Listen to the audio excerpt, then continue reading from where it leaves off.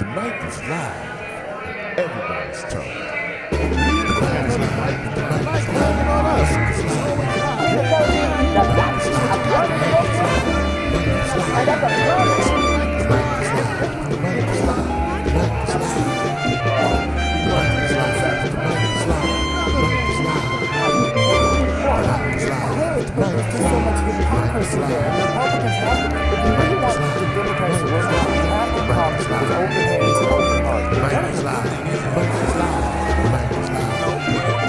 The night is live. The night is live. This is you. Wake up, black man. I say to you, wake up, people. The night is live. The night is live. The night is live. The night is live. The night is live. The night is live. The night is live. Waiting out there, man, for 3 years. The night is live. The night is live. The night is live.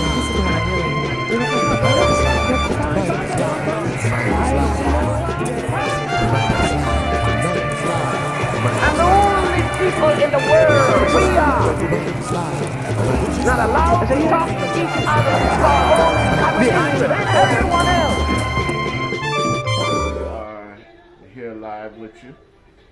We got a lot of things going on in the news. There was some things that happened over the week that have been developing.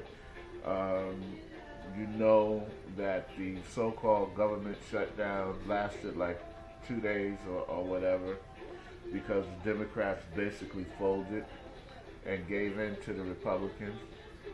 And I've said over and over again, and let me know if the music is too loud. I've said over and over again that American politics is a big joke, and the American people are the punchline, unfortunately. And you know, we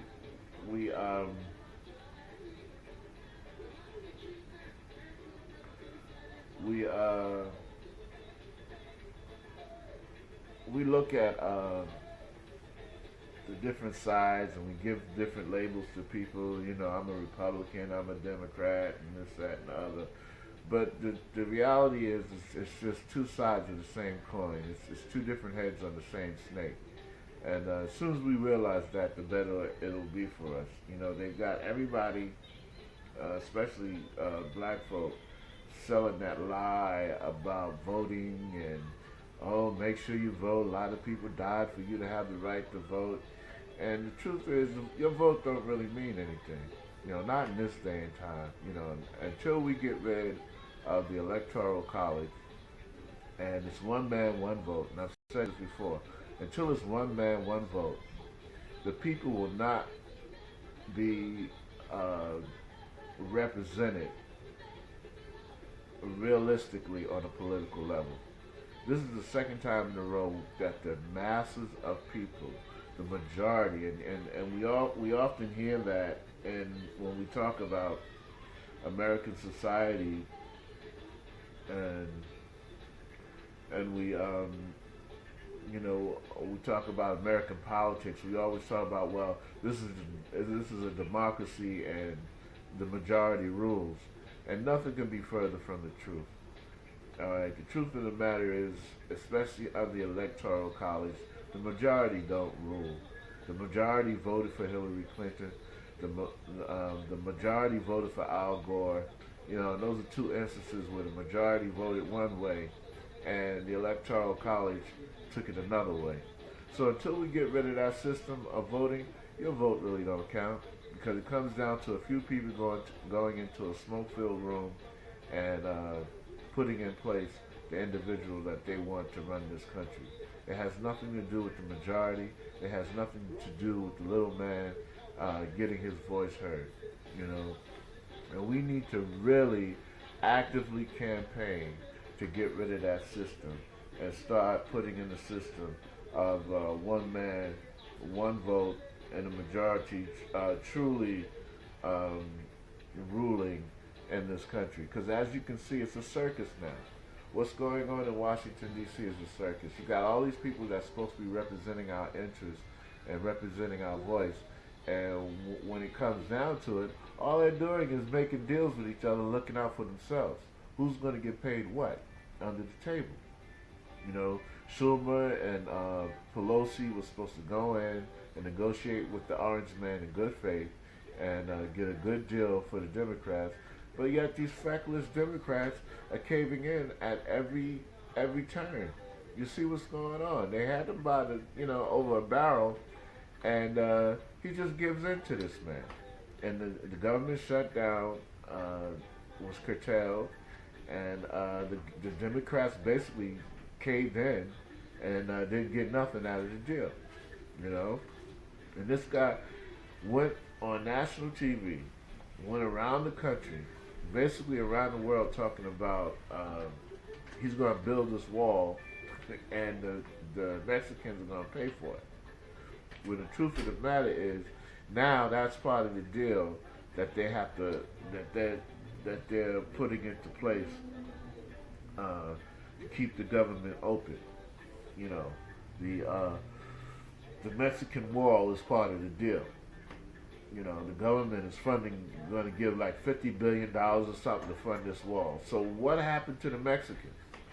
He went around the country saying how the Mexicans are going to pay for the wall. Believe me. The Mexicans are going to pay for the wall. Hey, everybody believing the Mexicans are going to pay for it. And the Mexicans straight up told them, we ain't paying for no effing wall. And it turns out they're not. Because now,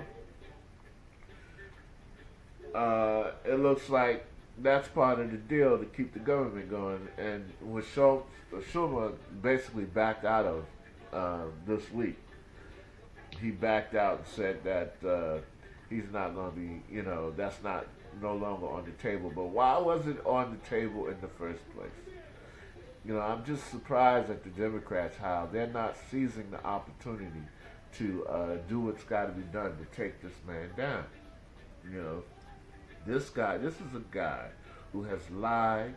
He's lied on his taxes. He's lied to the people. His whole campaign was a lie. He's going. It was in the news that he tried to go after the special prosecutor Mueller to try to obstruct justice in the Russia investigation. His family's colluded with Russia. He's guilty of conflict of interest and nepotism. I mean, he's got all these things hanging over him. He's basically paying off prostitutes and porn stars to keep them quiet. He's sexually assaulted young girls. There's so many allegations of young girls saying that he raped them when he was just a celebrity. And the Democrats aren't going after this man on no level whatsoever.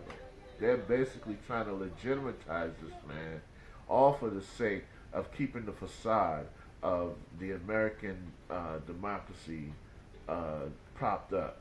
And this is a shame. It really is. This is an opportunity for them to really step up and do what's necessary when it comes to doing what's right by and for the people. And the Democrats are falling short.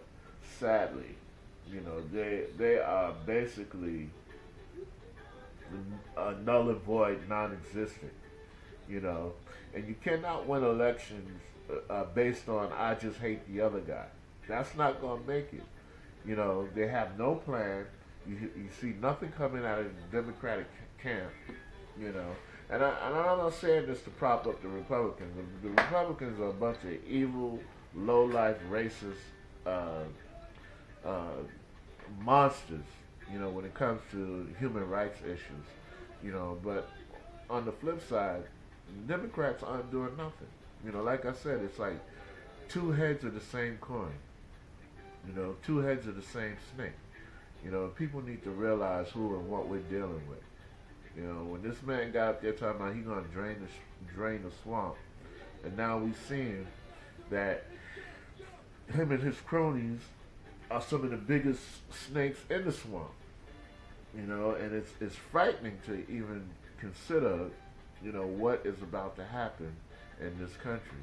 When you look at the tax cuts that he gave to the rich, when you look at the way he's handling the crisis with North Korea, when you look at the handouts that he's given to his cronies down in Wall Street, When you look at the way he's running the government, basically stocking important cabinet positions with friends and family and people that don't have a clue as to what they're doing. This education secretary, Betsy DeVoice or whatever her name is, devoid of education experience, you know, she put her in place and don't have a clue. This woman don't have a clue as to what education is.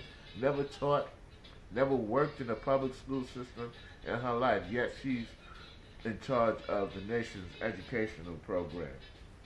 You know, all the rats that have jumped in his sinking ship so far. You know, the cabinet members that headed for the door knowing that him and his family are about to be indicted. You know, it's really frightening when you think about where we were a year ago, 2 years ago, a year and a half ago, as opposed to where we're now and where we're headed. You know, and people better wake up. You guys better wake up and get real with this thing. You know, it's a damn shame that, you know, we're putting all our faith in this two-party system that's not working for us. And right now, quite frankly, I said it before and I'll say it again. The time is right for a third party. The time is right for a third party.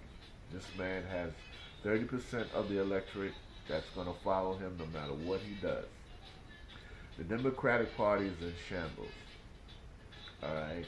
The rest of the country is looking for leadership. They're looking for something that is going to keep this economy and this nation afloat.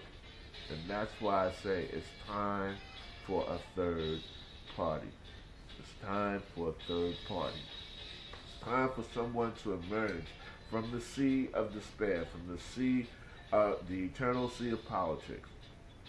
Take control of the hearts and minds of the people and lead them in a different direction. A direction of prosperity, a direction of humanity, a direction of collective brotherhood working together to bring about the edification and the uplifting of all human beings, no matter what their walk of life or station. And these two parties that are in effect right now, they cannot do it. They're old, they're entrenched in old ways, old ideas. You know, Donald Trump and his people talk about they're the new face of politics. No, they're not. If you look at what's going on, they're playing the same old games that have been played. Nepotism, cronyism, and backdoor deals. And the Democrats as well are caught in that vicious cycle. They're still caught in that same old cycle of making promises that they can't keep. And right now they're so feckless and inefficient and useless, basically useless. You know, it's a shame. It really is. It really is. And we, the people, have to wake up and bring about a change to this. And that's why I say the time is right for a third party. Someone coming from the outside of the Washington establishment and bring about a different system and a different way that people could really believe in and be a part of. Okay, also in the news, I don't know if you guys heard about our sister Monique is boycotting Netflix, you know. And I've seen a lot of people speaking out against her, and I've seen a lot of nasty memes and, you know, people making nasty jokes about the sister. You know, and that's one thing about us, man. We've got to start respecting people that step outside the norm, you know. It's a shame that when somebody steps up socially and try to bring social awareness and social consciousness to us, they're often ostracized by the very people that they're trying to help. You know, everybody got so much negative to say about our sister Monique standing up against the establishment, trying to get better pay for her work. You know, Monique's been in the game a long time, and she's put down the track record. She had a TV show. She's been in stand-up a long time. She's been in movies. She's done a lot of stuff, man. And, you know, for people not to take her serious and not to listen to what she's saying and what she's trying to get across, you know, it's a damn shame that, you know, she's got to get acceptance, you know, from her own people. You know, and I stand with that sister.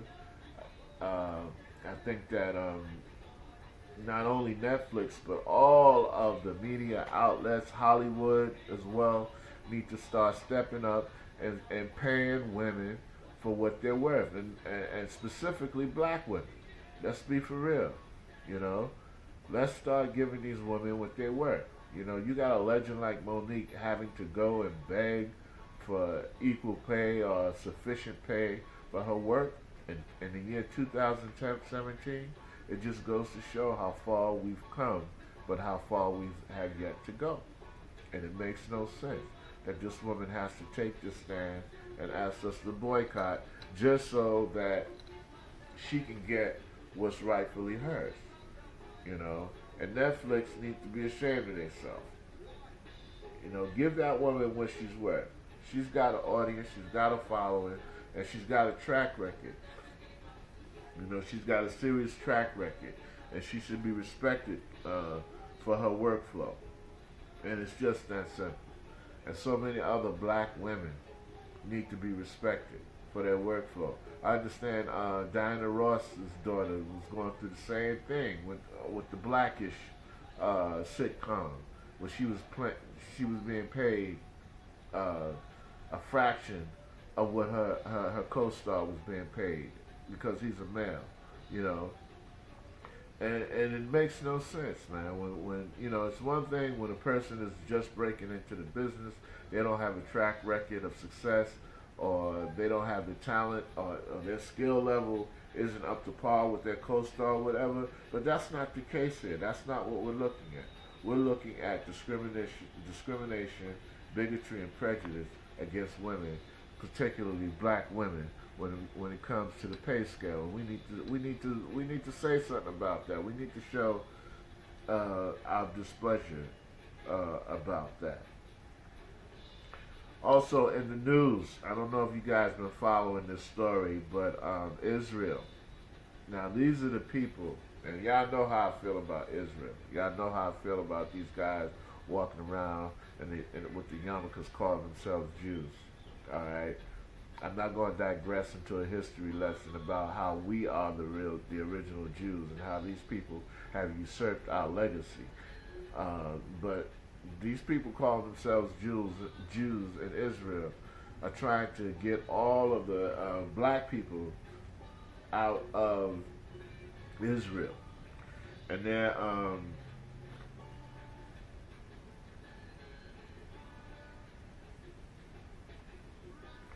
offering Israeli citizens, basically they're offering white folk $9,000 to hunt, capture African migrants for deportation. And I want you to look at what's going on, how this thing is happening worldwide, how this whole, you know, and that's why, you know, a lot of brothers, you know, would always say that white supremacy isn't an American issue, it's a worldwide issue. White racism and white supremacy isn't just an American stigma, it's a worldwide philosophy. You know, they might look at black Americans and measure their movements and their tactics against black Americans, but the system of white supremacy is a worldwide movement. And I want you to see how synchronized it is. You know, even though Israel's been doing a lot of dirty stuff to black people for years now, but see how synchronized they are. Trump has instituted this whole mass deportation of brown people here in this country, and now Israel is basically paying their citizens $9,000 a person to hunt, and they say deport, but you know what's going to happen. They're going to be hunting these people down and killing them. you know, basically, just to get them out of the country because they want to make Israel. They ain't say it, but we know what we know what it's about. Excuse me, that was my light. We know what it's about. You know, they want to make Israel white again, as if it ever was. You know, like Trump's slogan, "Make America white again," "Make America great again." You know, they want to make Israel for Israelis, basically, is what they're saying. But we know what that's about. This is their agenda to extinguish the black people over there. And they're the ones that invited those people over there, which kills me. You know, they invited all these Ethiopians over there talking about, come on home, you're Jews like us, there's a place for you. Took their money, took their possessions, threw them in their army, made them fight for them, and now they want to get all these Africans out of the country and deport them, you know. So we need to keep an eye on that region. We need to keep an eye on what's going on over there, because I guarantee you within the next couple of months or a year or so, it's going to descend into a humanitarian crisis where people are going to start dying and disappearing at the hands of these zealots. And these are the same people that begged for help and mercy when Hitler did it to them, and now they're using the same tactics against people that are less fortunate and can't defend themselves.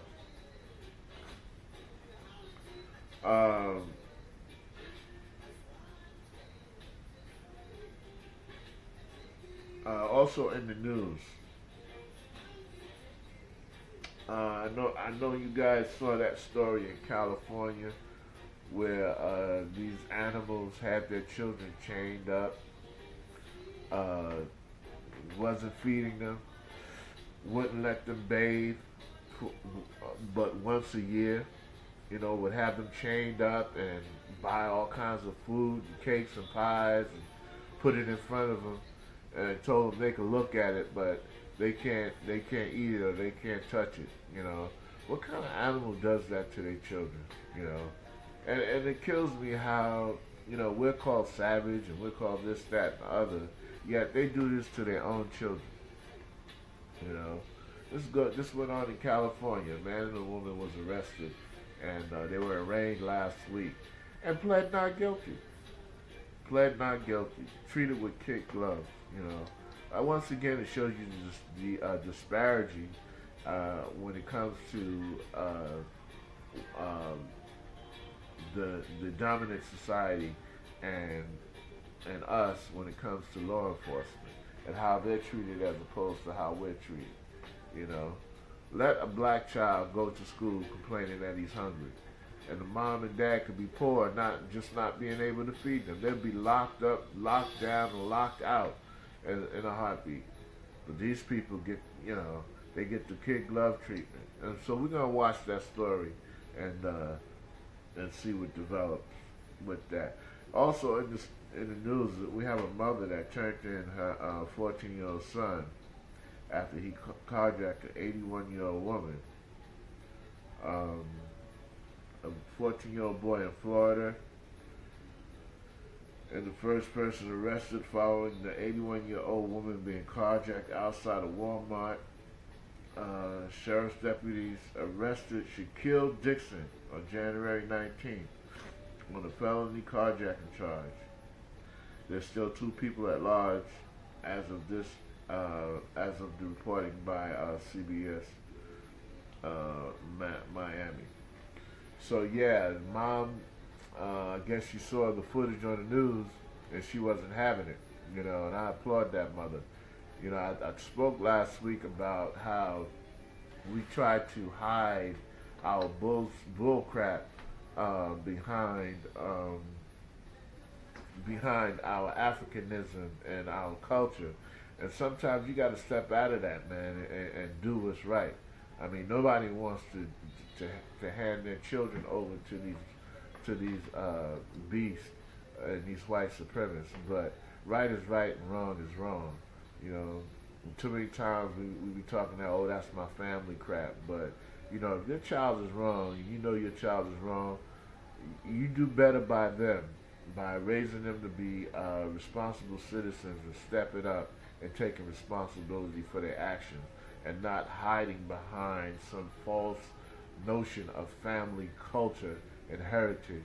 You know, people are people at a certain point when you come down to it, and we've got to be humane to each other, and we've got to take responsibility when we step out of our oath that we take to humanity when we're born.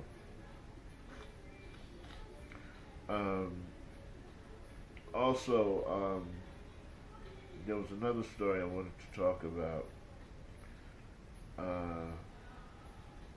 Oh yeah, the flu. This has been the most deadliest flu season yet. You know, so I urge you guys, please take care of yourselves. Get your echinacea, get your wood root tonic, get your wormwood root. You know, get those probiotics in your system. Start taking care of yourself because it's very dangerous. This flu is very dangerous. I don't believe in those flu shots. I don't encourage it. If that's what you want to do, that's on you. You do that. But you got to take precautions, ladies and gentlemen, because this flu is no joke. You know, it really isn't. And we really need to take care of ourselves. You know, we've got to take care of ourselves because if we fail to take care of ourselves, you can find yourself in a very precarious predicament when it comes to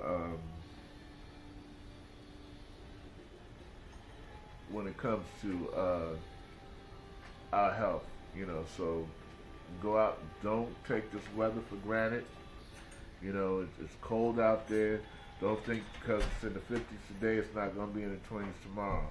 You know, make sure you dress warm. Make sure you have on enough clothing. Don't go out there in this weather thinking that it's like that. Because this flu ain't no joke. People are dying. Young children are dying. You know, so take care of yourself, guys. Also in the news, there was a school district that refuses to add Islamic holidays to the school calendar, and that just goes to more of that white supremacy and Islamophobia. You know, so we hope that that gets cleared up. You know, and stop the nonsense.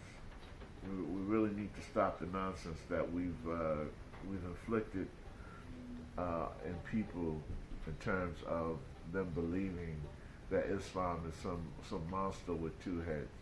You know, you find good and bad in all religions. You find good and bad in just about every aspect of politics. I don't care what system it is.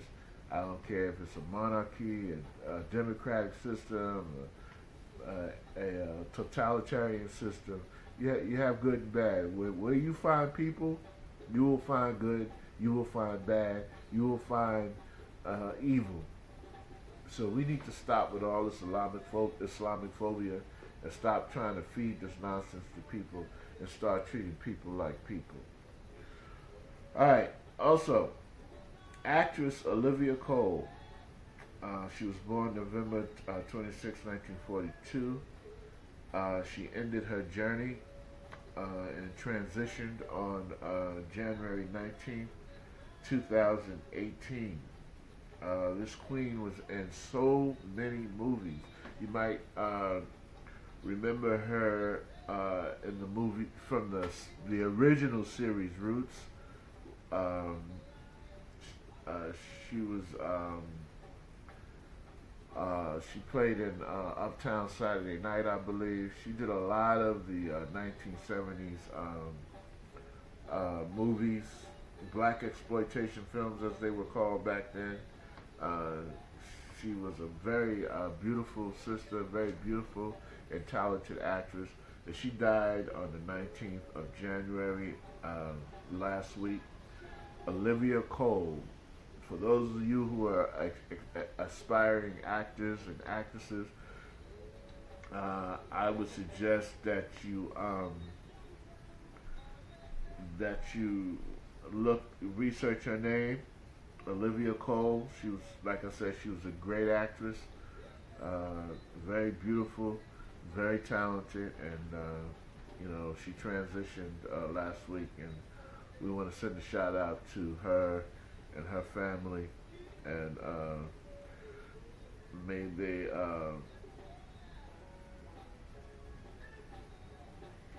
they find some peace in the transition of our sister. Finally, in the news, the doomsday clock has been set to 2 minutes to midnight. And for those of you who don't know what the doomsday clock is, the doomsday clock is a fictitious clock that was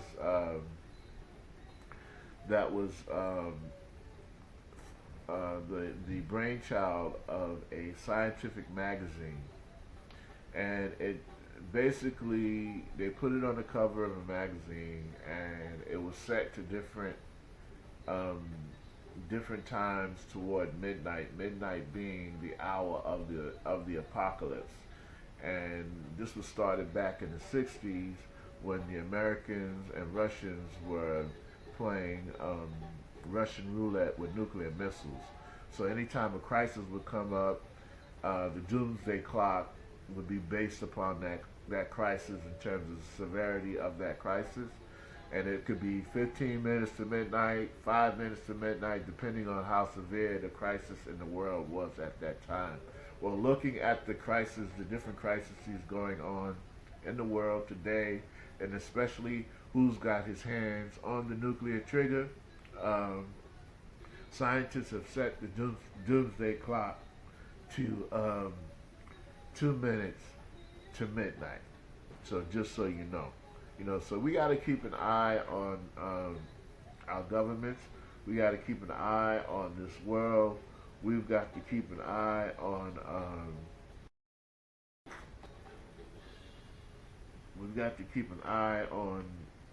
everything that's going on. And again, I'd say it's we the people. I mean, we can complain about the orange man. We can complain about the different politicians that are making backdoor deals and deals under the table. We can complain about the military and the imperialistic moves that we're making across the globe. But the truth is, ladies and gentlemen, we, the people, are basically responsible for this world. We, the people, are responsible for what goes on and how we handle certain things. And if we don't handle these things correctly, we don't hold people accountable for what they do, we, the people, are the ones that are going to suffer. And that's it in a nutshell. Before I get into my main topic, I wanted to bring up one more story. That's the one I was looking for. We want to send a shout out to our brother Tyler Perry. He stepped up for a Georgia church. Their church van was stolen, and our brother Tyler Perry stepped up and bought them a new church van, which I think that was an awesome move on his part. A lot of times we look at our different celebrities, and we're quick to criticize them or to say negative things about them, but when they do critiques or in our mentions, so just a shout out to Tyler Perry. He didn't have to do that. I know with the money he has, that was basically a drop in the bucket. But it was a good thing that he stepped up and looked out for these people after their church van was stolen. Okay, main topic of the day, ladies and gentlemen. Mr. Nobody. Mr. Nobody. There was a cartoon script called The Family Circus, and one of the running gags they had was a character called Mr. Nobody. It was about a family of that a man and a woman had a couple of children, and every now and then there was a gag in the strip called Mr. Nobody, where all this stuff would be happening. The kids would be doing all of these crazy things, breaking things, getting into trouble. And when the parents asked who did it, everybody would say nobody. I remember my mother adopted that, and she used to always say that. And she'd come in the house and find something and start yelling at us, and she said, I guess Mr. Nobody did it then, And I brought that up as I look at what's going on in the world, and one place in particular. And which again we need to pay attention to, and we need to draw attention to, and we need to deal with. The situation here. This is the year 2018, and people are still being sold into slavery. The conditions over there are horrific. The things that are happening to African people over in Libya. They are torturing people in the most horrific ways. They're taking, somebody's calling me.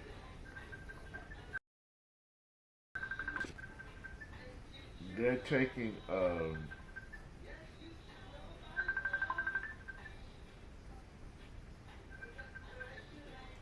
that's bad. It's bad. I'm live right now. I don't know. Let me take this call, see what's up.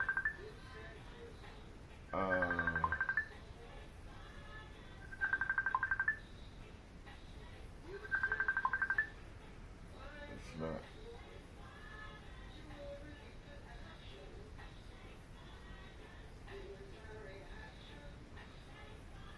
Hello? Beth? I guess she hung up.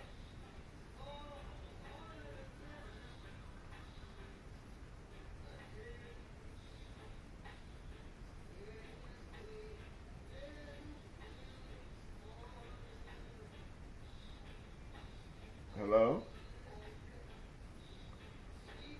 Yeah, I guess she hung up. Alright, so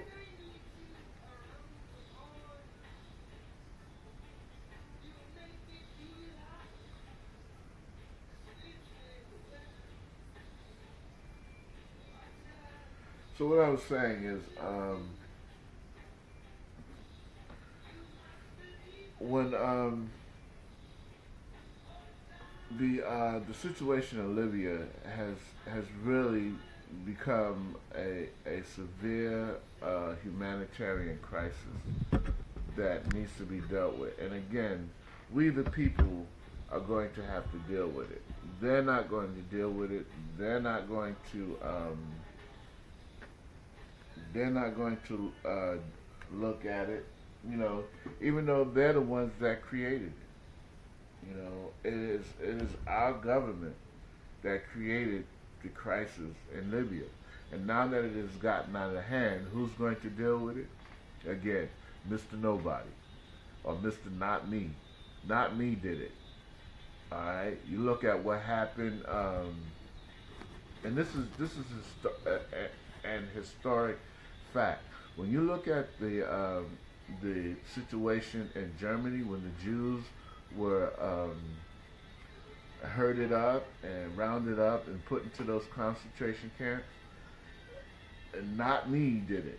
Not Me was responsible. Mr. Nobody, until it got out of hand, until it overflowed into most of Europe and was reaching out to Britain and then touched the shores of America. But when Adolf Hitler was down in Africa, in Egypt, and killing the Jewish populations of his country, Mr. Nobody was involved. All right, but if you trace the economic support that he got, you'll find that Mr. Nobody had a name and he had a face. Mr. Nobody was connected to the Bush family.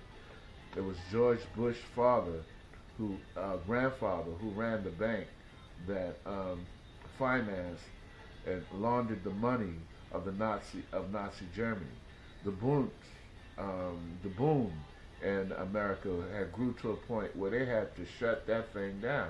They had camps out here where they was training young Nazis here in Long Island, New York, impregnating young girls to grow the next Aryan nation. All right? So it wasn't just this thing that just came out of nowhere. And just like in Libya, Libya was a stable, strong country. Kadafi had things going on over there. Kadafi built homes for people. There was no homelessness in Libya. Gaddafi moved his own family to the desert and put them in a tent and said that they would live in these tents until every person in Libya had their own house. All right? There was free education in Libya. All you had to do was choose your major. When it was time to go to college, all you had to do was basically choose your course of study. And you didn't have to pay a cent. The state basically paid for your education. You wanted to be a doctor, it was paid for. You wanted to be a lawyer, it was paid for. You wanted to be a scientist, it was paid for. You wanted to be an engineer, it was paid for. You wanted to be a nurse, it was paid for. All right? The oil reserves. All right? Everybody in the country shared in the oil reserve. They got a percentage of whatever Libya sold from the oil went back to the people. All right? Now, what is Libya? It's a wasteland. After the so-called liberating war that Hillary Clinton talked Barack Obama into fighting to depose Kadafi, has left behind nothing but a wasteland. And out of that wasteland, the slave traders have moved in, and they are now enslaving people. And this is for real. It's a crying shame as to what's going on over there. They're torturing people, raping women and young children, killing the men, harvesting people's organs. And who's responsible once again? Mr. Nobody. Mr. Nobody. And this is the history of this nation. We get involved in other people's conflicts, we get involved in other people's politics, and when things go to hell, Mr. Nobody is nowhere around to clean up the mess he made. Same thing happened in Vietnam. This thing that's going on with Kim Jong-un is not a recent phenomenon. Vietnam has been a thorn in the American side for years. All right, we went over there trying to deal with that, pumping money and resources into a war that we could not win. And when things got out of hand, when it became a losing battle, we up and left those people, and now we are in the crisis that we're in today. So I'm saying this to say that we need to take a very serious look at Libya. America has a responsibility, it has a role in what's going on over there. We need to deal with the slave trading that's going over there, the torture that's going over there.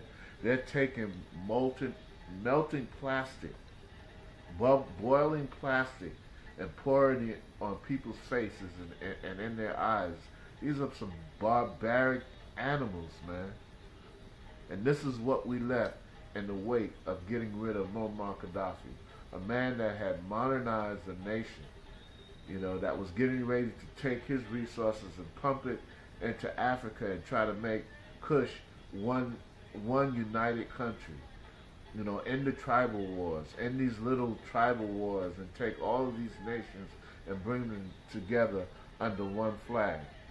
He was going to destabilize the euro, he was going to make the dollar collapse, and he was going to make the yen basically worthless, because everything he was doing was being backed by gold or other precious metal.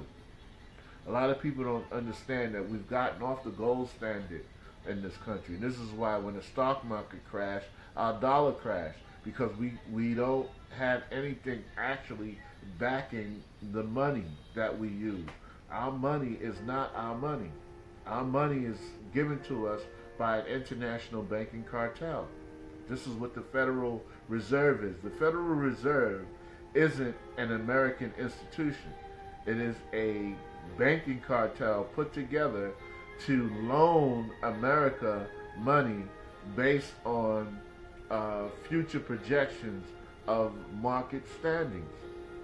So our money basically is backed by nothing but a promise from these banking cartels. And this is where our national debt is. Our national debt isn't what we owe ourselves.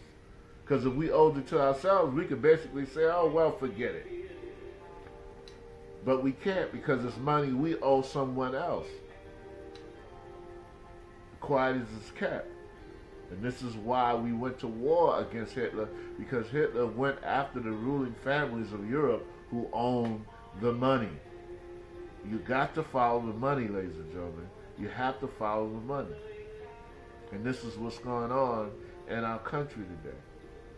And this is why they went after Muammar Gaddafi. Because the Libyan money and the money in those African nations are backed by gold. It's backed by something.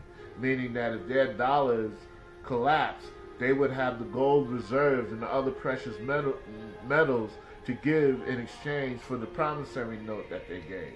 Whereas if our dollars collapse, we have nothing to give to honor those promissory notes. So you got to understand world history, you got to understand world economics, and you got to understand the trail of the money if you were to understand why things are happening in our world today. And this is why this is happening in Libya. You know, anytime a great nation is brought to its knees, you enslave the men, you rape the women, and you kill the children. This is nothing new. This is the science of war that has been ruling our planet since man was able to stand up from the muck and look up and praise God for his existence. And people need to understand that this is the science that's being employed right now on the Libyan people. The men are being enslaved, the women are being raped, and the children are being murdered. And we played a very significant part in destabilizing that country. Everybody was very proud when Hillary was able to talk Barack Obama into attacking Kadafi. They wanted Kadafi for a long time. Ever since Reagan was president, they were trying to get Kadafi. I remember when Reagan bombed the palace and killed his son, his newborn son. All right, this has been something that's been on the table for a long time. And once they completed that mission, once they did what they wanted to do, they left it in the state that it's in. And you're seeing all this slavery, all this mass murder, all this rape and genocide going on. And who's responsible? Once again, Mr. Nobody. Not me. So, ladies and gentlemen, we've got to call attention to this. I hope that you guys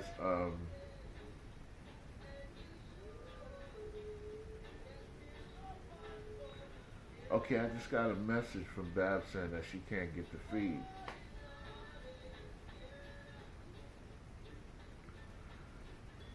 And I don't know if it's this device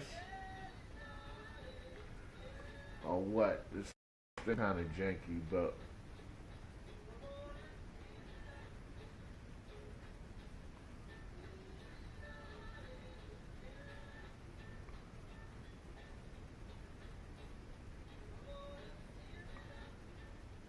I'm just sending her a message.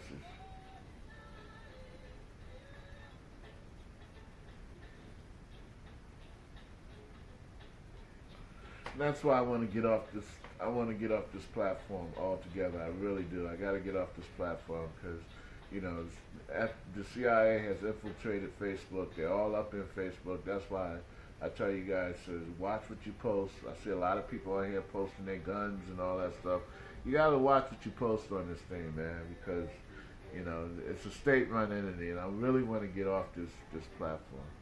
But I'm going to get out of here. It's 2:56. Before I go, we want to send a shout-out to the freedom fighter Angela Davis, who just recently had a birthday. Congratulations to her, and happy birthday to her. We also want to send a shout-out to our sister Anita Baker, the beautiful Anita Baker, who just recently celebrated a birthday. You know, it's not polite to give a woman's age, so I'm not going to tell you how old she is. But shout out to Anita Baker, who had a birthday. Shout out to my aunt, who had a birthday last week. I shouted her out on the show that Saturday, but her birthday wasn't until the middle of the week, so we want to send another shout out to her. Happy birthday to her. Happy birthday to Zara Francis, as the beautiful sister that played George Jefferson's mother. She used to always have something smart to say to Louise. She also celebrated a birthday, and may she rest in peace. She passed away a couple of years ago, but she just celebrated a birthday, and we want to send a birthday shout out to her, and to anybody else that we missed, any of our friends and family out there that we missed is having a birthday. Happy birthday to you. Before we go, we want to send a shout out to the man, Rupert Marley. He is our unsung hero of the day. Bob Marley dedicated his life to Rastafarianism. He was the original gangsta, the original Rasta. He died in the late 70s of a brain tumor. He developed melanoma in his foot. Because of his belief system, he would not have that foot amputated, and the melanoma spread it throughout his body to his lungs and eventually to his brain, and he succumbed to the disease sometime later. But Rupert devoted his life to bringing people together through music and the message in his music. He came up in Jamaica through a very tumultuous time. He stood for righteousness. He stood for unity. He stood for love. He was attacked many times. In fact, they tried to kill him one time. Shot him. Came into his compound. Shot him. Shot up his compound. And he went to the hospital, got treated, and still went on stage that night and performed with a bullet in his side. So shout out to Bob Marley, a man that not only put it out there in his music, but he lived it. He lived what he played, you know, and we respect that. So our unsung hero of the day is our brother, Rupert Marley. Listen, folks, I'm out of here. I know something janky's going on. I don't know if it's the device or if it's Facebook as a whole, but we appreciate those of you who came out and just spread the word that if you had trouble, because Babs is a very faithful viewer, and she's always on point, and she just told me she wasn't getting the feed, so something's going on somewhere, but we ain't gonna go into that. But listen, let people know it's coming. We're gonna rebroadcast it, and we appreciate all the support we've gotten this far. And remember what I always tell you: don't get caught up in the lies that they're telling you, that you failed to prepare for the reality that is about to come. And it is about to get real. Peace out, fam. I love you.